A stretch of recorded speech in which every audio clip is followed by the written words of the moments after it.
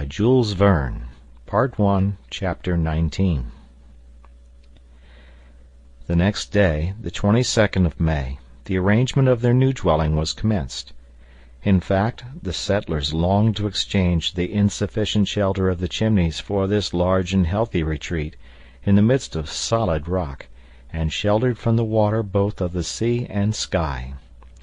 Their former dwelling was not, however, to be entirely abandoned, for the engineer intended to make a manufactory of it for important works.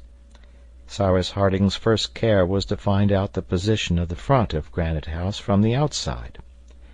He went to the beach, and as the pickaxe, when it escaped from the hands of the reporter, must have fallen perpendicularly to the foot of the cliff, the finding it would be sufficient to show the place where the hole had been pierced in the granite.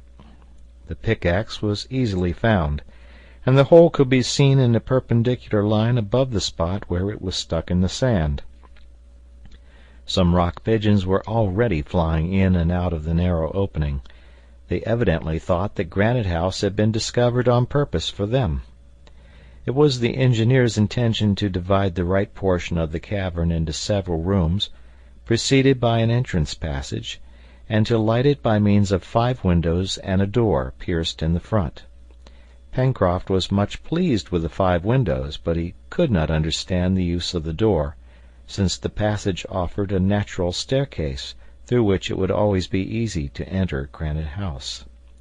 "My friend," replied Harding, "if it is easy for us to reach our dwelling by this passage, it will be equally easy for others besides us. I mean, on the contrary, to block up that opening, to seal it hermetically, and, if it is necessary, to completely hide the entrance by making a dam and thus causing the water of the lake to rise."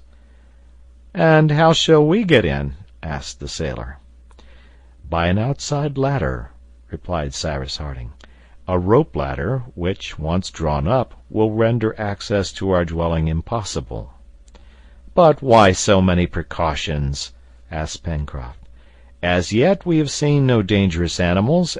As to our island being inhabited by natives, I don't believe it." "Are you quite sure of that, Pencroft?" asked the engineer, looking at the sailor. "Of course we shall not be quite sure till we have explored it in every direction," replied Pencroft. "Yes," said Harding, "for we know only a small portion of it as yet. But at any rate, if we have no enemies in the interior, they may come from the exterior, for parts of the Pacific are very dangerous.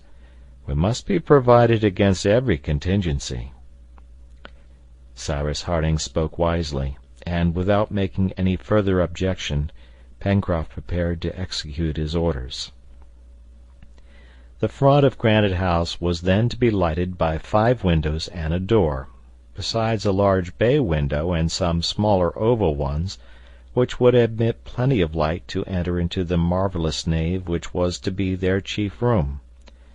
This façade, situated at a height of 80 feet above the ground, was exposed to the east, and the rising sun saluted it with its first rays. It was found to be just at that part of the cliff which was between the projection at the mouth of the Mercy and a perpendicular line traced above the heap of rocks which formed the chimneys. Thus the winds from the northeast would only strike it obliquely, for it was protected by the projection.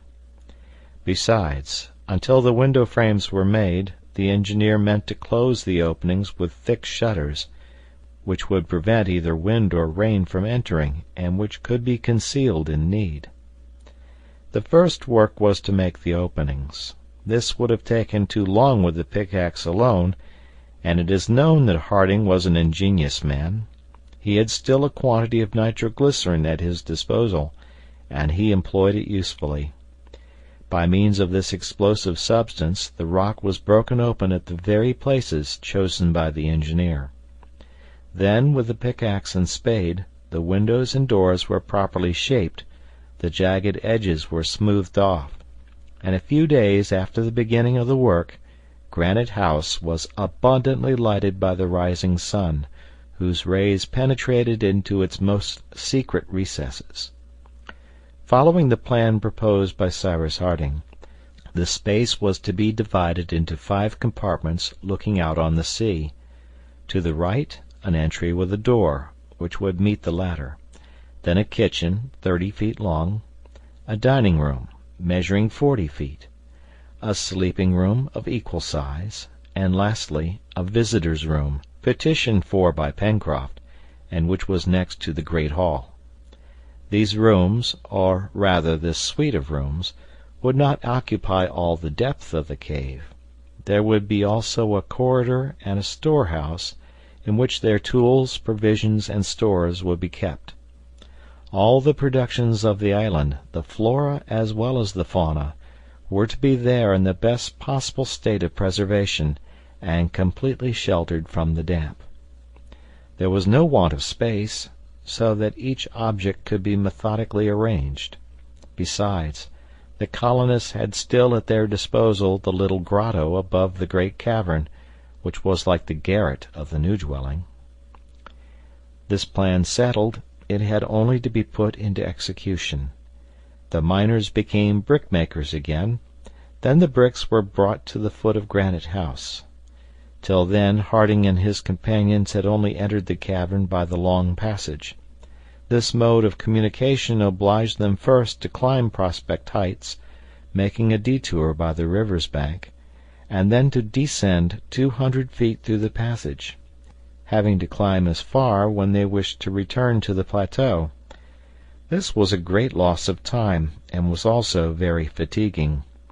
Cyrus Harding, therefore, resolved to proceed without any further delay to the fabrication of a strong rope ladder, which, once raised, would render Granite House completely inaccessible.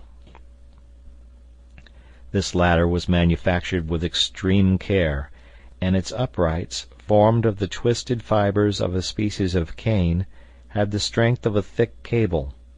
As to the rounds, they were made of a sort of red cedar, with light, strong branches, and this apparatus was wrought by the masterly hand of Pencroft.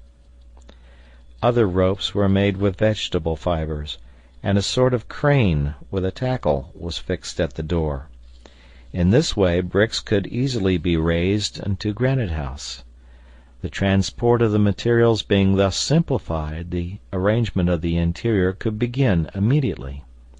There was no want of lime, and some thousands of bricks were there ready to be used. The framework of the partitions was soon raised, very roughly at first, and in a short time the cave was divided into rooms and storehouses, according to the plan agreed upon. These different works progressed rapidly under the direction of the engineer, who himself handled the hammer and the trowel. No labor came amiss to Cyrus Harding, who thus set an example to his intelligent and zealous companions. They worked with confidence, even gaily, Pencroft always having some joke to crack, sometimes carpenter, sometimes rope maker, sometimes mason, while he communicated his good humor to all the members of their little world. His faith in the engineer was complete. Nothing could disturb it. He believed him capable of undertaking anything and succeeding in everything. The question of boots and clothes, assuredly a serious question, that of light during the winter months, utilizing the fertile parts of the island, transforming the wild flora into cultivated flora, it all appeared easy to him. Cyrus Harding helping, everything would be done in time.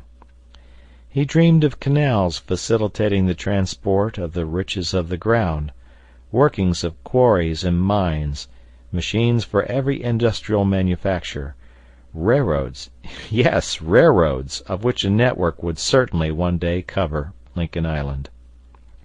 The engineer let Pencroft talk. He did not put down the aspirations of this brave heart. He knew how communicable confidence is. He even smiled to hear him speak, and said nothing of the uneasiness for the future which he felt. In fact, in that part of the Pacific, out of the course of vessels, it was to be feared that no help would ever come to them. It was on themselves alone, that the settlers must depend, for the distance of Lincoln Island from all other land was such that to hazard themselves in a boat of a necessarily inferior construction would be a serious and perilous thing. But, as the sailor said, they quite took the wind out of the sails of the Robinsons, for whom everything was done by a miracle. In fact, they were energetic. An energetic man will succeed where an indolent one would vegetate and inevitably perish. Herbert distinguished himself in these works. He was intelligent and active.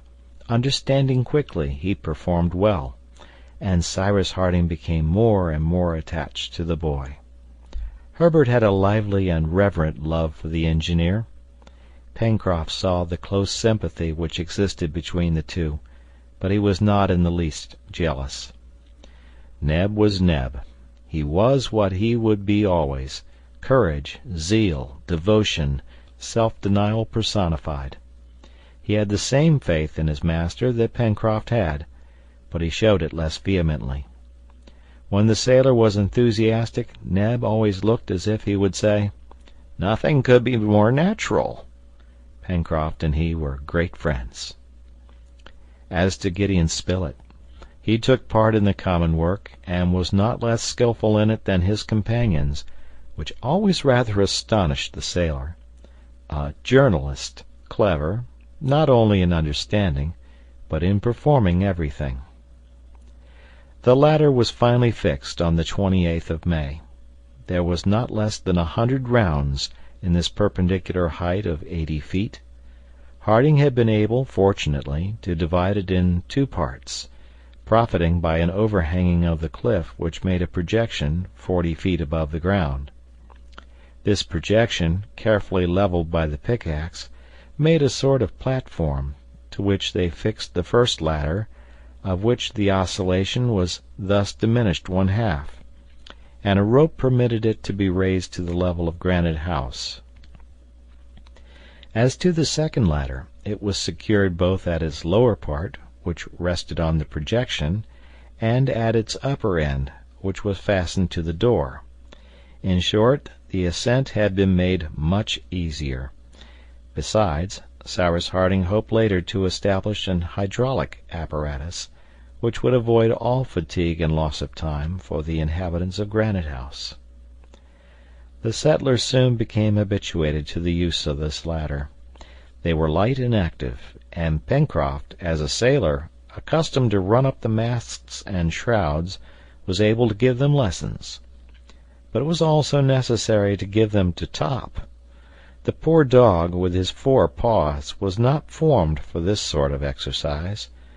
But Pencroft was such a zealous master that Top ended by properly performing his ascents, and soon mounted the ladder as readily as his brethren in the circus. It need not be said that the sailor was proud of his pupil.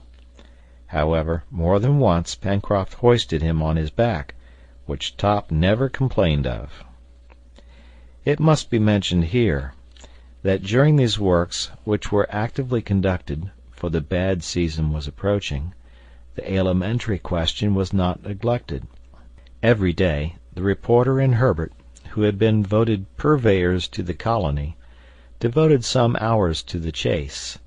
As yet they only hunted in Jacamar Wood, on the left of the river, because, for want of a bridge or boat, the Mersey had not yet been crossed. All the immense woods, to which the name of the forests of the far west had been given, were not explored. They reserved this important excursion for the first fine days of the next spring. But Jacamar Wood was full of game.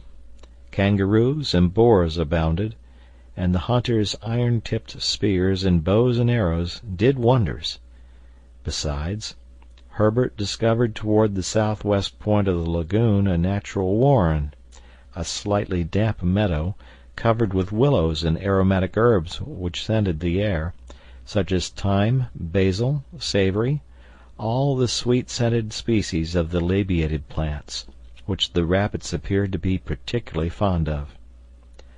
On the reporter observing that since the table was spread for the rabbits, it was strange that the rabbits themselves should be wanting, the two sportsmen carefully explored the warren. At any rate, it produced an abundance of useful plants, and a naturalist would have had a good opportunity of studying many specimens of the vegetable kingdom.